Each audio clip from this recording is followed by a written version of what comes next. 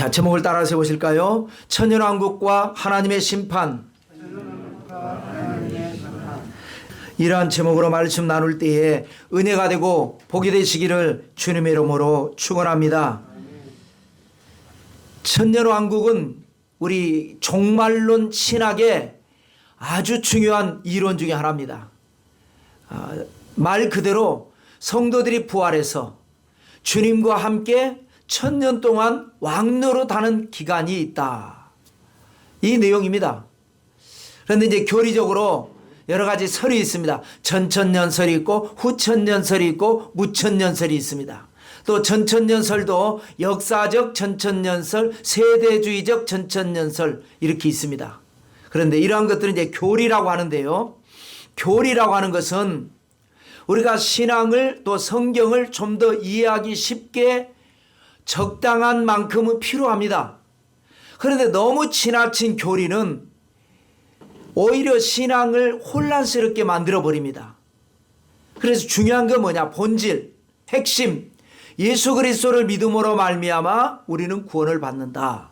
근데 구원을 받는 과정이 여러 가지 절차가 있고 과정이 있고 등급이 있고 여러 가지가 있는데 그런 것까지는 우리가 어느 정도까지는 알 필요가 있지만 너무 지나치게 그야말로 설왕설래가 되면 은혜 떨어집니다.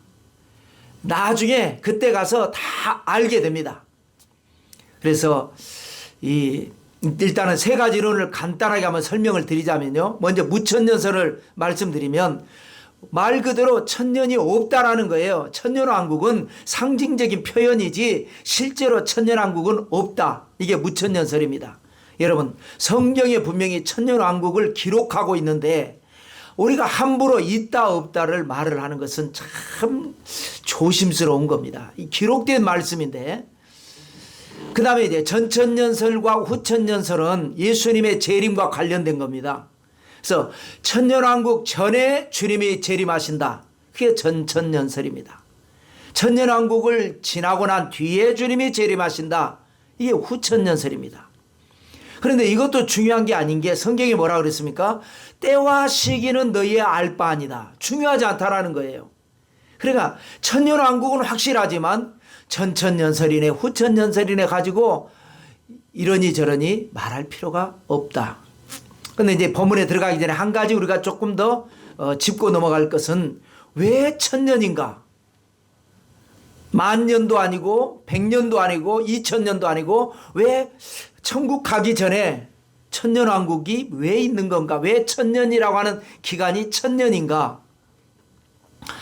수비학, 종말론적 수비학을 말씀드린 바 있죠. 숫자 수에다 비밀 빗자, 숫자로 비밀을 푼다. 성경에는 숫자가 의미심장한 숫자가 많았기 때문에 그래서 하나님께서 엿새 동안 창조하셨다라고 말씀을 하십니다. 그리고 나서 1회째는 안식을 하셨고 이 아담에게 너희들도 안식하라고 말씀하셨어요. 그래서 그때 창조로부터 지금까지 인류는 엿새 열심히 일을 하고 1회째는 쉬고 이것이 한 사이클에 대해서 계속 반복되어 왔습니다. 그런데 베드로후서 3장 8절에 주께는 하루가 천년 같고 천년이 하루 같은 것을 이 한 가지 사실을 잊지 말라. 기억하라는 거죠. 잊지 말라. 그러니까 창조 엿새와 안식일, 안식 하루를 천년으로 환산을 한다면 6000년과 1000년이 되는 것이죠. 근데 성경에 기록된 인류의 역사는 6000년입니다.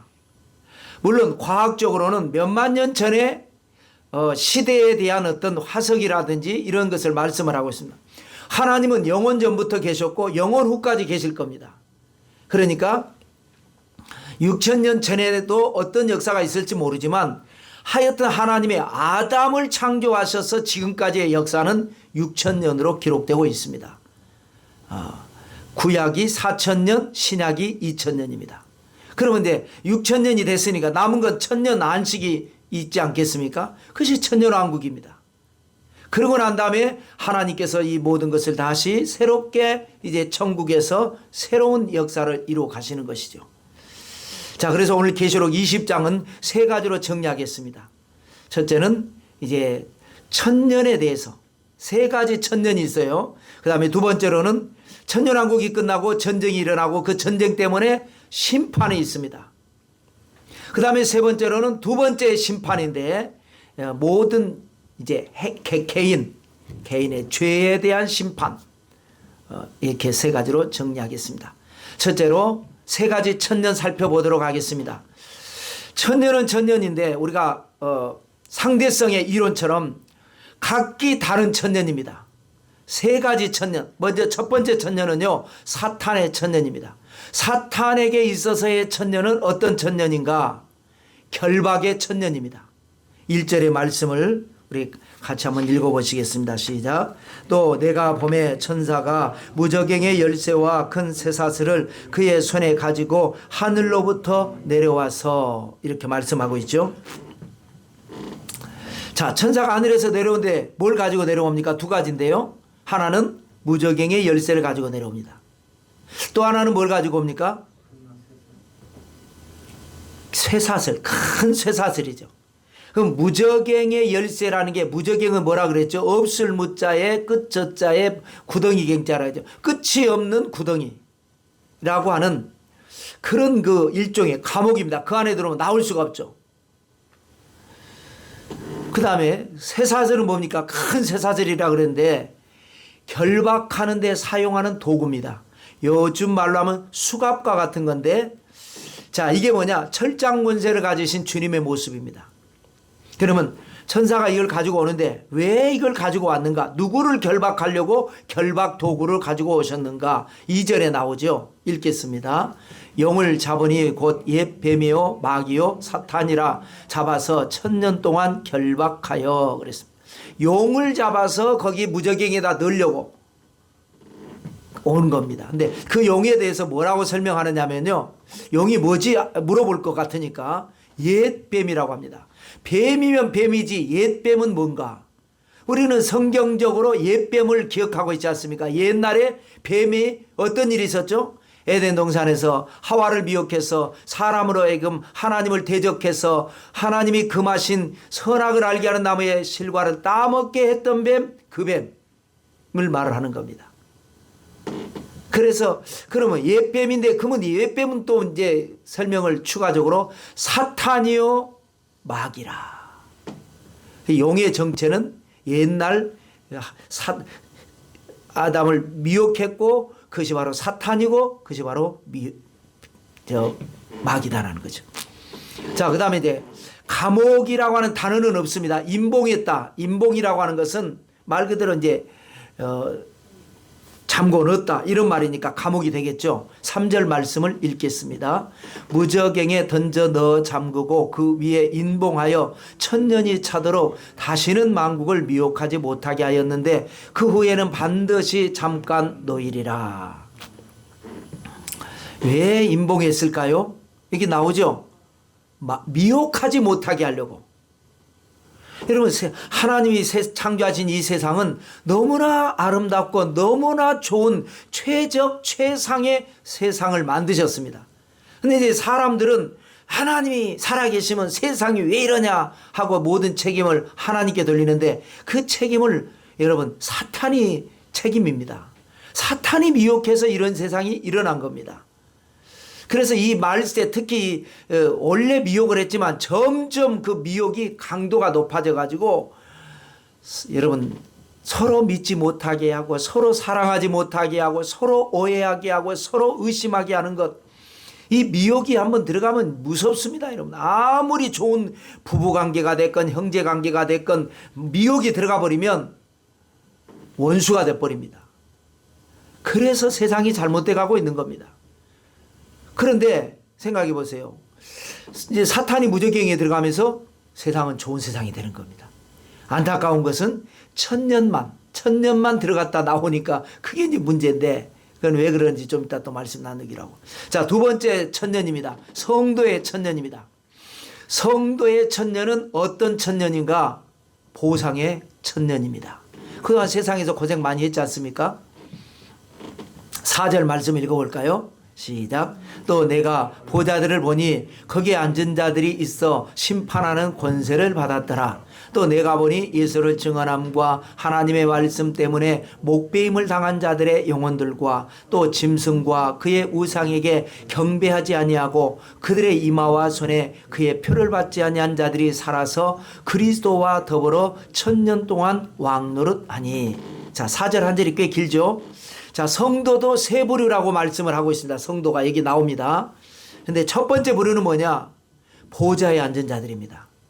이 보좌에 앉은 자들은 심판하는 권세를 받았습니다. 그런데 느닷없는 말입니다. 누구인지 설명이 없어요. 두 번째, 세 번째 부류는 설명이 있어요. 누구라고, 어떤 사람이라고. 그런데 여기는 느닷없이 그냥 보좌에 앉은 자들이 나와버립니다. 그럼 보좌에 앉은 자들이 누구냐는 거예요. 성경은 언제나 짝을 찾아봐야 된다 그랬죠. 계시록 3장에 보면 에서보드 사빌라 2장 3장이 7교회에 대한 편지인데 마지막 편지가 라오디게아 교회입니다. 그 라오디게아 교회 성도들에게 주님이 무슨 약속을 하셨느냐? 이기는 자는 내가 내 보좌에 함께 앉게 하여 주기를 내가 이기고 하나님 보좌에 앉은 것과 같게 하리라 라고 하신 말씀이 있습니다. 그러니까 이 이기는 자가 뭡니까? 시험을 이기고 또 유혹을 이기고 여러 가지 이 세상 살면서 믿음 지키면서 어렵고 힘든 것을 잘 이긴 사람은 기름 준비가 돼서 환난이 오기 전에 데려감을 당한 성도. 그 사람들은 어디에 가 있느냐? 보좌에 앉아 있습니다. 보좌에 앉아서 뭐 하느냐? 주님과 함께 심판하는 권세를 받습니다. 굉장한 거죠. 그 다음에 두 번째 부류는 뭡니까? 목배임을 당한 자입니다. 순교자들이죠. 이 사람들은 왜 순교를 당했느냐? 예수님을 증언함 때문에. 전도죠. 예수님 증언한 거. 전도. 그리고 하나님의 말씀 때문이라 그랬습니다. 말씀 뭐예요?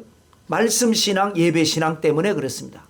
여러분, 세상은요, 물론 시대에 따라서 박해가 극심하던 때가 있고 박해하지 않았던 때가 있지만 일단 기본적으로 세상이 기독교에게 요구하는 건 뭐냐? 다 해도 좋다라는 거예요. 세상적으로 하라는 거죠. 세상적으로. 예배 드리지 말고 전도하지 말고 남들 종교 탓하지 말고 다 각자 자기 종교가 있으니까 전도하지 말고 예배 드리지 말고 알아서 하라는 거죠. 그럼 뭐 아무런 생명력이 없죠. 그래, 그거를 어기면 이제 지금은 그런 시대가 아니지만 2000년 교회 역사에서 이것을 어기니까 박해가 들어오고 박해에도 불구하고 전도하고 박해에 불구하고 예배드린 사람들은 순교를 당했습니다. 그 순교자들이 부활해서 그 사람들이 그리스도와 더불어 1000년 동안 왕노릇, 그래서 줄임말로 그 천왕으로 제가 해봤습니다. 세 번째 부류는요, 짐승에게 경배하지 않고 짐승의 표를 받지 않은 사람들입니다. 이거는 두 번째 부류와 이 세 번째 부류가 이제 비슷하죠. 비슷한데 두 번째 부류는 이제 순교를 당한 겁니다. 이제 세 번째 부류는 순교라고 하는 표현은 없습니다. 어찌됐건 이 짐승에게 경배하지 않고 짐승의 표를 받지 아니한. 그러니까 여러분, 이거는 딱 사람을 말하는 게 아니라 이 전체 성도들을 표현한 거지 않습니까? 그러니까 이 순교자를 꼭 순교만이 아니라 시대적으로 주님이 환난이 오기 전에 이제 그런 박해 속에서 그 박해를 이긴 사람들이고요. 이 짐승이 나왔다는 건 뭐냐? 환난 시대, 적그리스도가 등장한 시대를 말을 하는 거죠. 그러니까 보좌에 앉은 사람들은 애당초 데려감 당했으니까 제가 늘 말씀드린 대로 상급 구원받은 사람들, 그 다음에 목배임을 당한 사람들은 중급 구원받은 사람들, 이제 환난이 다가와 가지고 거기에서 표를 받으라, 안 받으면 매매를 못하게 한다, 그 와중에서 끝까지 믿음을 지킨 사람들은 이제 하급 구원을 받은 사람들, 이렇게 볼 수가 있습니다. 이 사람들도 살아가지고 그리스도와 함께 1000년 동안 왕노릇 하게 된다. 그래서 그천왕으로 거기에 표기를 했습니다. 자, 그런데 중요한 것은요, 자칫 첫 번째 부류의 사람들로 올라가서 보면 심판하는 권세를 받았다 그러는데 무슨 심판일까요? 한번 저는 생각해 봤습니다. 무슨 심판인가? 과연 사람이 하나님의 보좌에 같이 앉아가지고 심판한다라는 게 과연 엄두가 좀 안 날 것 같습니다. 저는 기도 중에 이제 천년왕국에 입국 심사 역할을 하지 않을까. 입국 심사. 이 사람이 어떤 믿음인가? 입국 심사. 그래서 여러분 중요한 것이 똑같이 교회 다니고 똑같이 신앙생활을 하는데 어떤 신앙생활을 했느냐에 따라서 기름 준비가 잘 됐느냐 안 됐느냐, 많이 됐느냐 적게 됐느냐. 적게 된 사람은 기름 준비가 된 것 같지만 늦어지면서 기름을 소진해 가지고 미련한 다섯 처녀가 못 들어간다고 그러지 않습니까? 그런 것처럼 이것이 중요하다. 보면 믿는 사람이나 안 믿는 사람이나 겉모습 보면 별 차이 없습니다. 또 잘 믿는 사람이나 좀 아직 믿음이 연약해서 좀 세상 말로 엉터리로 믿는 사람이나 똑같이 그 교회 하는 것 같습니다. 그러나 엄연히 다릅니다. 급이 다릅니다. 그래서 여러분 권리와 의무가 있습니다. 우리가 어떤 공동체든지 군대에 가면 군인으로서 내가 의무가 있고 권리가 있습니다. 직장에 가면 직장 내가 노동자로서의 권리가 있고 의무가 있습니다. 사용자는 사용자대로, 학생들은 또 학생대로, 또 국민으로서 내가 권리가 있고 의무가 있죠. 그래서 권리보다 의무를 소중히 여기는 사람이 기름 준비하는 거죠. 내가 누릴 수 있는 거를 덜 누리고 내가 해야 되는 거를 열심히 하는. 그래서 케네디 대통령이 이런 말을 해서 유명하지 않았습니까? 국가가 당신을 위해서 무엇을 해줄까를 생각하지 말고 권리 주장보다는 당신이 국가를 위해서 무엇을 할 것인가를 생각하라. 의무를 더하라. 그때에 국가는 발전했습니다. 미국은 발전했죠. 그러지 않습니까? 신앙도 보면 사람들이 의무는 나 몰라라 하고 왜 나를 안 알아주느냐 권리를 주장하면 그 공동체는 발전하지 못하고 쇠퇴할 수밖에 없죠. 그래서 우리 신앙은 적절한 비유로 하되 권리보다는 의무, 그것이 바로 올바른 기름 준비가 되는 것이다. 여러분들도 주변에 보면 그러지 않습니까? 교회 성도님들 간에 보면 그냥 섬기고 그리고 뭐 누가 알아주건 안 알아주건 그냥 이름 없이 빚도 없이 섬기는 사람이 있는가 하면 섬기고 나서 알아주기를 원합니다. 안 알아주면 섭섭하고 시험 들고 그러지 않습니까? 우리가 그걸 보고 남을 판단해서는 안 되지만 그걸 보고 나는 이렇게 해야 되겠다. 이것이 중요하겠죠. 자, 6절도 읽겠습니다. 시작. 이 첫째 부활에 참여하는 자들은 복이 있고 거룩하도다. 둘째 사망이 그들을 다스리는 권세가 없고 도리어 그들이 하나님과 그리스도의 제사장이 되어 1000년 동안 그리스도와 더불어 왕노릇하리라 그랬습니다. 자, 여기에서 이제 첫째 부활, 둘째 부활, 둘째 이런 첫째 사망, 둘째 사망, 첫째 부활, 둘째 부활 이게 좀 이따 또 나오니까 이게 아주 중요한 거예요. 여러분들이 이 개념을 어느 정도 아는 것 같고 안 되고 확실하게 여러분이 정립이 되어야 여러분의 신앙이 어떤 상황에서도 시험 들지 않고 승리하는 그런 신앙생활을 할 수가 있는 겁니다. 좀 이따 또 말씀드리고요. 자, 그 다음에 세 번째 부류. 아까 사탄의 천년, 성도의 천년 그랬지 않습니까? 불신자의 천년도 있습니다. 불신자의 천년은 어떤 천년일까요? 죽음의 천년입니다. 5절 말씀인데요. 가로친 것만 읽겠습니다. 시작. 그 나머지 죽은 자들은 그 천년이 차기까지 살지 못하더라. 죽은 자들은 불신자들은 말합니다. 성도들은 산자입니다. 그러니까 정리하면요. 성도가 부활해서 천년왕국에 참여해서 왕노릇 하는 동안에 사탄은 그동안에 무저갱에 결박되어 있습니다. 불신자는 죽음의 상태로 그대로 머물러 있습니다. 여러분 한번 상상해 보세요. 사탄이 없는 세상. 그야말로 좋은 세상입니다. 사탄 때문에 모든 게 꼬였거든요. 원래 좋은 세상인데 사탄이 자꾸 꼬이게 해서 미혹이 돼가지고 그랬는데 사탄이 없는 세상. 이 세상에 아무런 근심 걱정이 없는 거죠. 거기에 추가로 불신자들도 없어요. 믿는 사람들. 그래 좋은 일만 있는 겁니다. 이것이 바로 천년왕국입니다. 이것뿐만이 아니죠. 거기서 누리는 하나님의 은혜가 있는데 이제 그건 말할 것도 없고요. 자, 크게 두 번째로 넘어가서 심판 1. 전쟁이 일어납니다.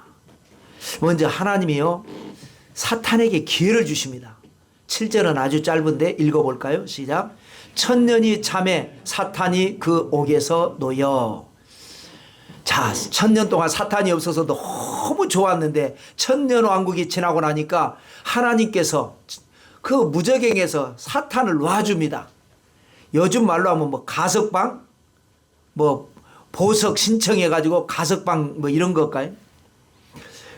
왜 하나님께서 이러시는가? 하나님은요, 끝까지 은혜를 주시고 기회를 주시는 하나님, 회개할 기회를 주시기 위해서 그 기회를 주는 거예요. 그래서 성도들은 힘든 거예요. 여러분, 지금 요즘도 뉴스에 나오는 것 중에 뭐 하나가 뭐가 있습니까?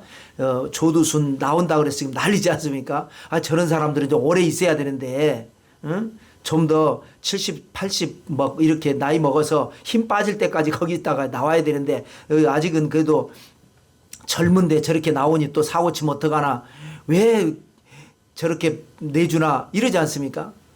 하나님께서 악인들은 그냥 어퍼컷을 쳐가지고 말이죠, 그냥 꼼짝 못하게 하면 좋겠는데, 하나님은 해를 악인과 선인에게 비치게 하시고 비도 의로운 자와 불의한 자에게 똑같이 주신단 말이에요. 이게 기회를 주신 하나님.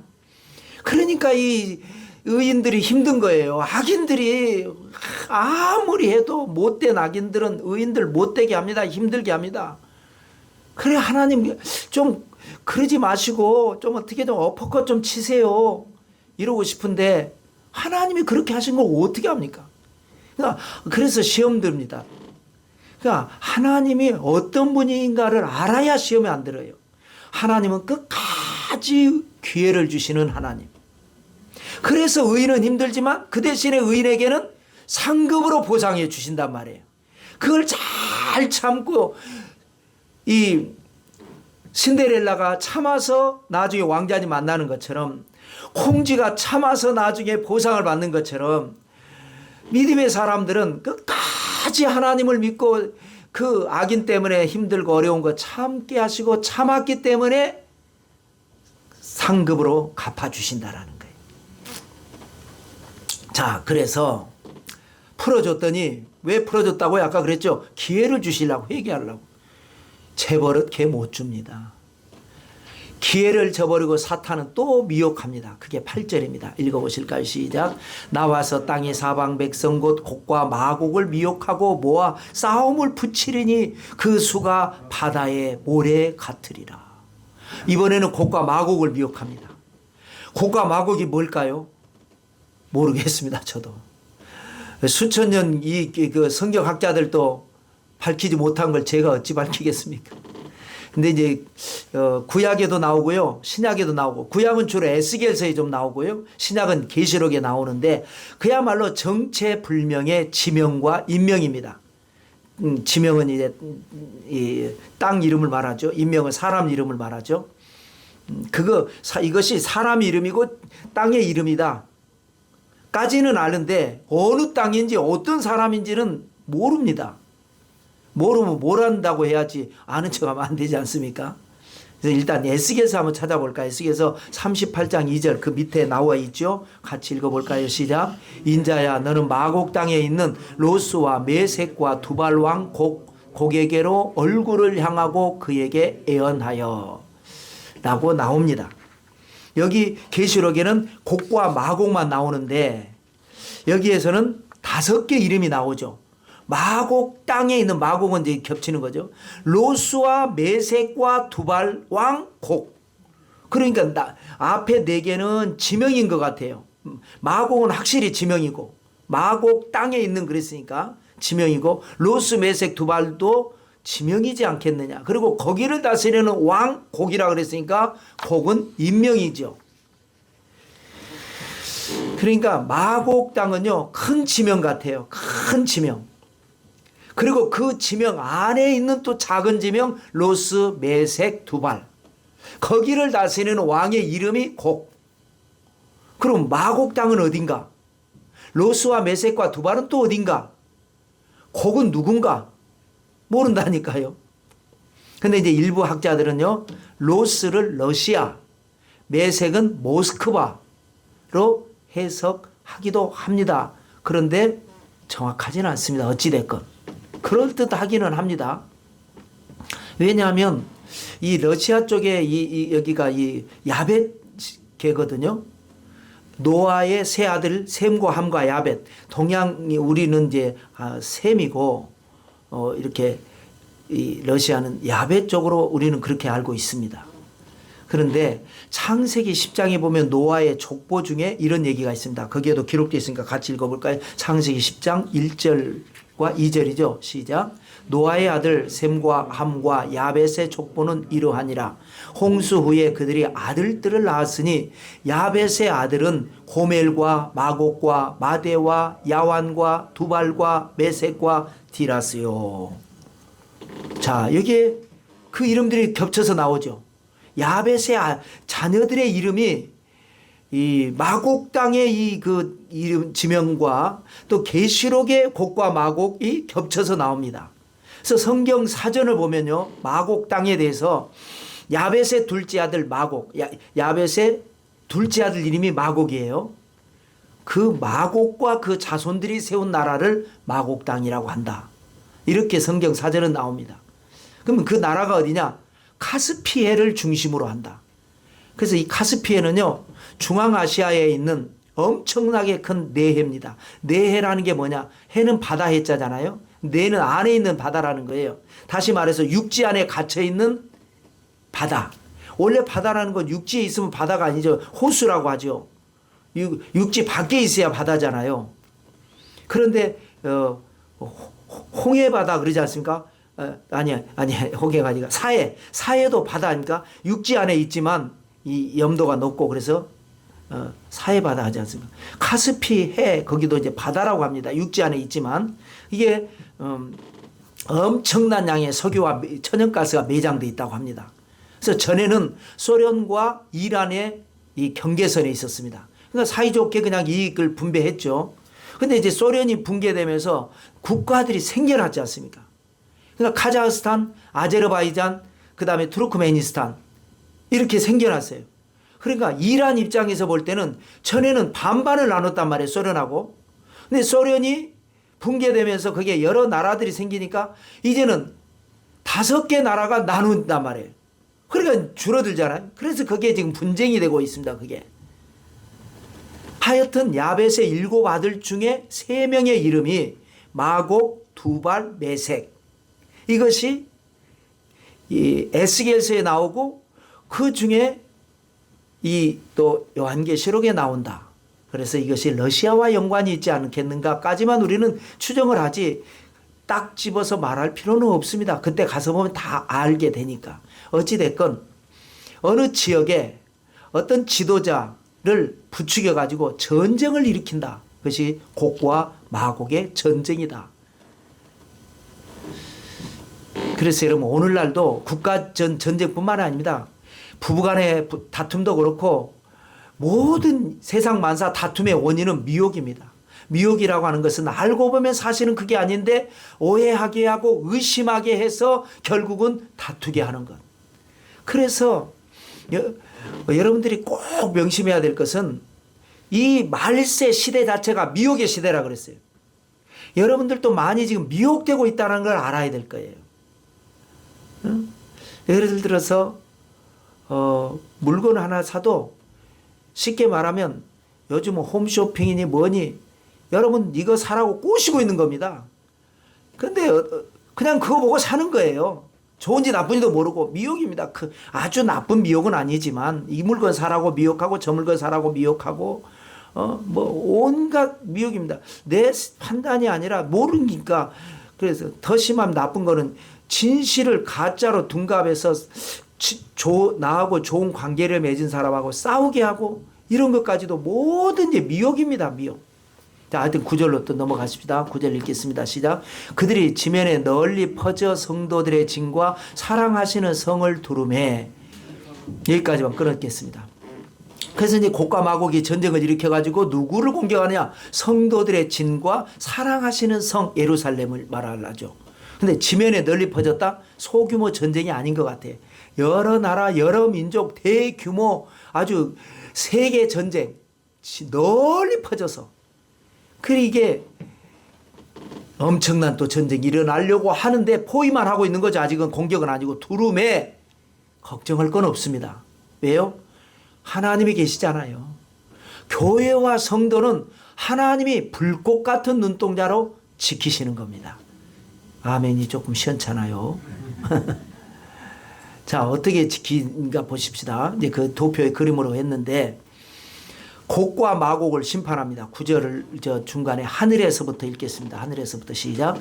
하늘에서 불이 내려와 그들을 태워버리고, 곡과 마곡이 사탄의 미혹을 받아서 성도들을 공격하려고 할 때에 하나님께서 성도들을 보호하시고 하늘에서 불이 내려와서 그들을 살라버립니다. 그 다음에 사실은 곡과 미혹보다 더 나쁜 것은 뒤에서 배후 조종한 사탄이죠. 사탄도 심판합니다. 10절입니다.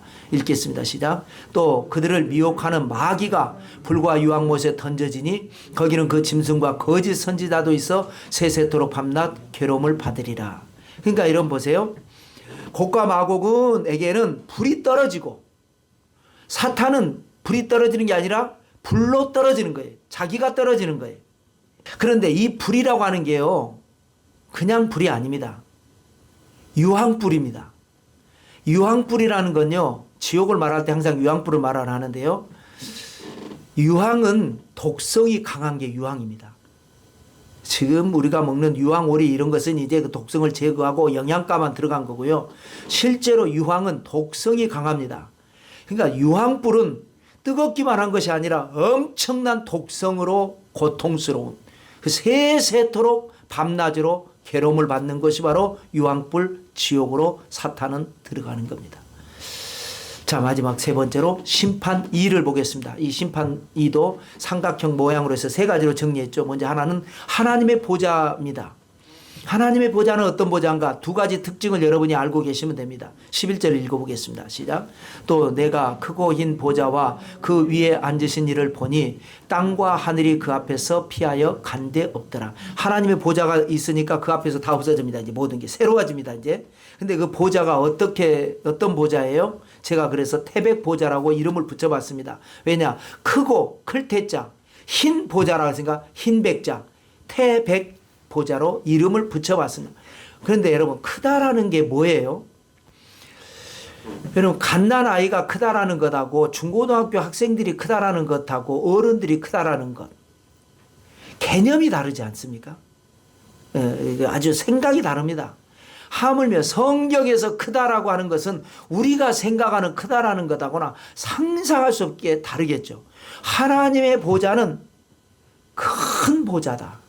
그리고 흰 보좌다. 희다라는 건 청결, 신성, 무흠, 흠이 없는 것, 이런 걸 상징하죠. 왜냐? 하나님의 보좌는 심판의 보좌입니다. 심판을 해야 될 보좌인데 흠이 있으면 안 되지 않습니까? 뭐 묻은 개가 뭐 나무란다고? 하나님은 흠도 없고 점도 없기 때문에 그렇게 표현을 한 겁니다. 크고 흰 보좌, 태백 보좌. 자, 넘어가서 그 다음에 책이 또 나오는데요. 하나님의 책이 두 가지가 있습니다. 12절 읽겠습니다. 시작. 또 내가 보니 죽은 자들이 큰 자나 작은 자나 그 보좌 앞에 서 있는데 책들이 펴 있고 또 다른 책이 펴졌으니 곧 생명책이라. 죽은 자들이 자기 행위를 따라 책들에 기록된 대로 심판을 받으니 그랬습니다. 자, 여기 보니까 책들이 펴 있다 그랬어요. 복수로 나옵니다. 이거는 책들이 펴 있고 또 다른 책이 펴졌으니, 이건 단수로 나옵니다. 그런데 이 다른 책은 이름이 나옵니다. 어떤 책인지 책 이름이 무슨 책이에요? 생명책입니다. 그러면 책들은 무슨 책일까요? 이름이 없어요. 근데 우리가 눈치껏은 때잡을 수 있지 않습니까? 이건 율법책입니다. 율법은 계속 살면서 계속 기록되는 겁니다. 그렇기 때문에 복수입니다.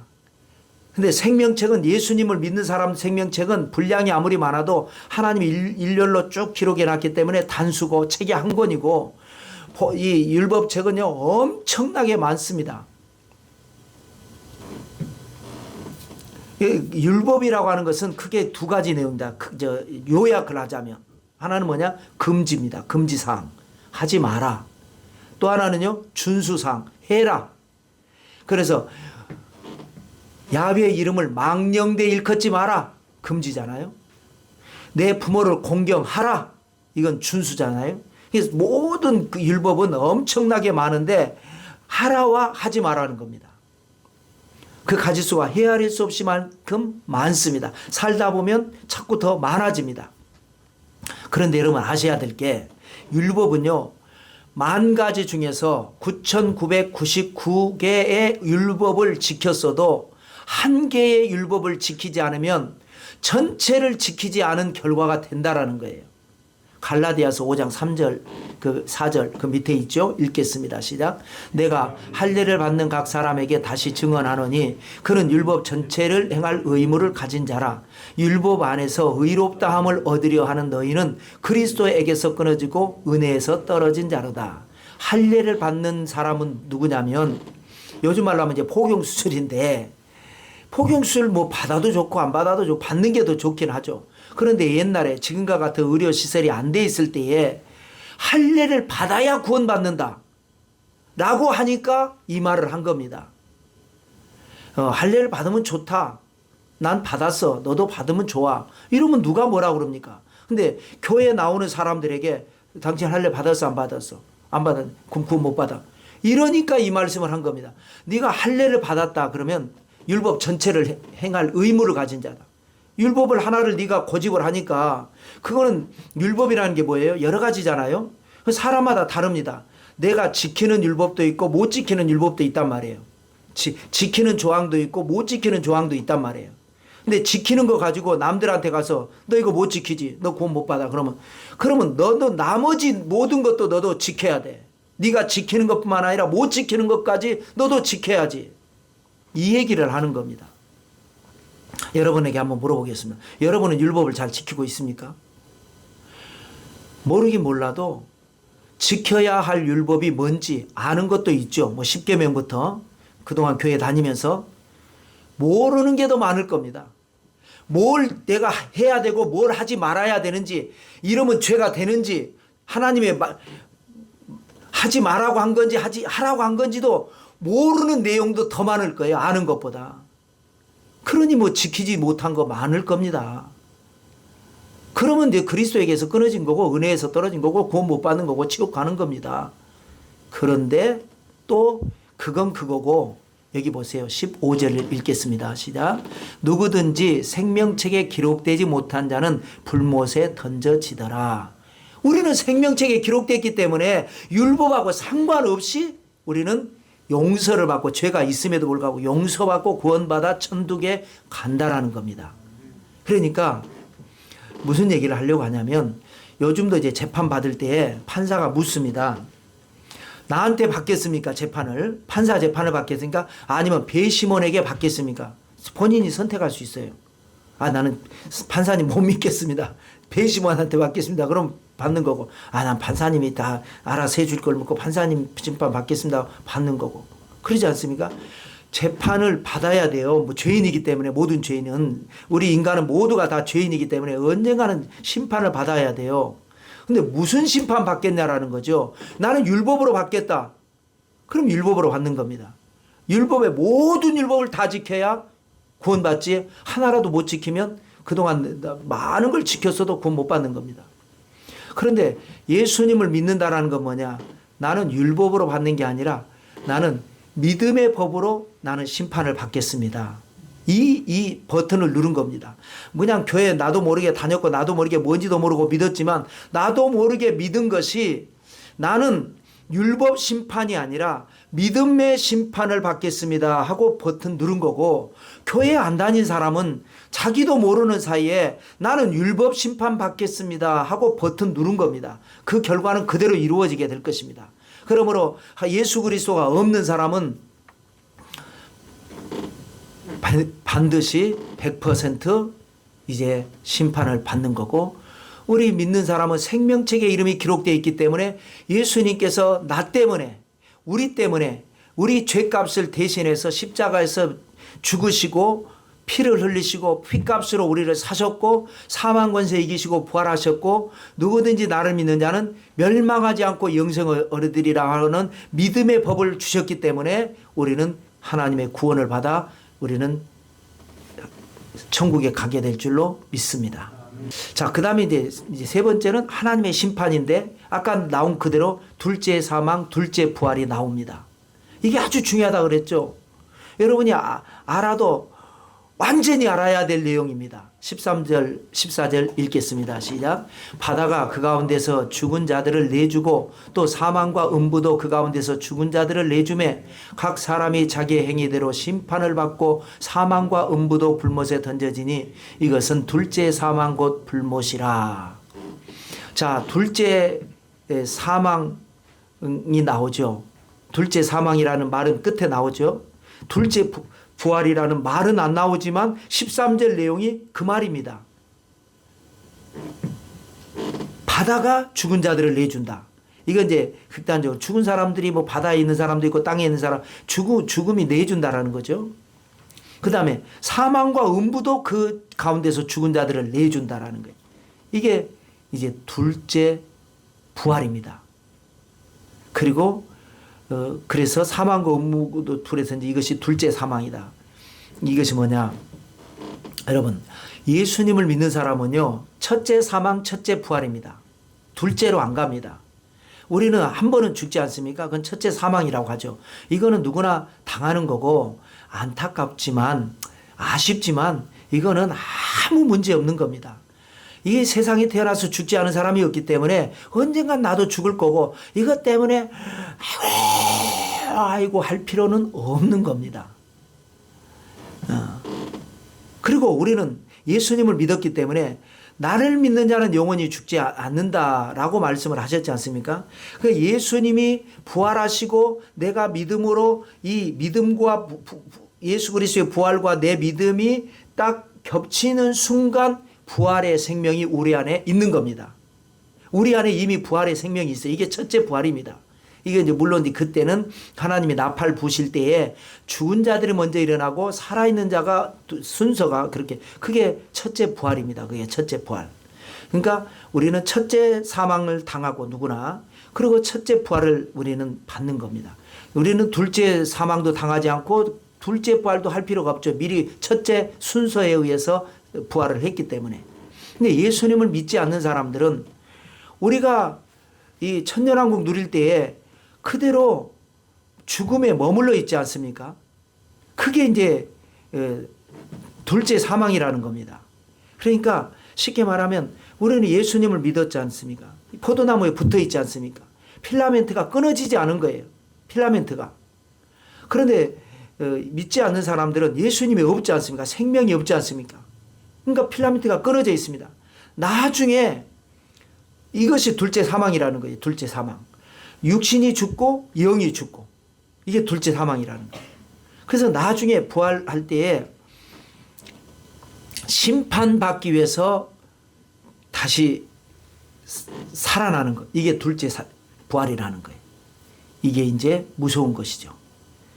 그래서 우리 예수 그리스도를 믿는 자는 언젠가 한 번은 뭐 죽는 거고 그거는 뭐 우리 생에 주님이 오시면 죽지 않고 아예 또 주님 앞에 가는 거고 이미 우리 안에는 부활의 씨앗이 심어져 있기 때문에 주님께서 그때에 맞춰서 우리를 불러주시면 우리는 부활, 첫째 부활로 들어가는 거고 첫째 부활에는 생명록에 기록된 사람들이기 때문에 심판이 없는 겁니다. 사실 성경에는 없잖아요. 죽은 자들을 심판하지 산 자들은 심판하지 않지 않습니까? 그런데 굳이 이제 따지니까 상급 심판이다라고 하는 것이고 나중에 이제 죽은 자들을 둘째 사망에 빠진 자들은 둘째 부활로 다시 나와가지고 굳이 죽은 자를 살려가지고 그들을 이제 심판을 해서 지옥에 떨어져서 영원히 고통당하는 그러기 때문에 웬만하면 다 지금은 안 믿어도 나중에 다 결국은 환란을 통해서 결국은 믿으니까 그래서 우리가 포도주 틀에서 막 피가 터지듯이 그렇게 구원받은 사람들 나오지 않습니까? 그래서 웬만하면 다 믿고 사탄과 그 사탄의 세력들이 지옥에 떨어지는 것이지 하나님이 창조하신 사람들은 어떻게 해서든지 접해서라도 속된 말로 우리 같이 좋게 믿은 사람들은 첫 열매로 따가지고 곱게 이렇게 가지고 가는 거고 그렇지 않으면 그 피가 터지는 고통 속에서 하나님이 구원하실 것이다. 그렇도록 더 많은 영혼이 구원받도록 우리는 기도해야 될 것이다.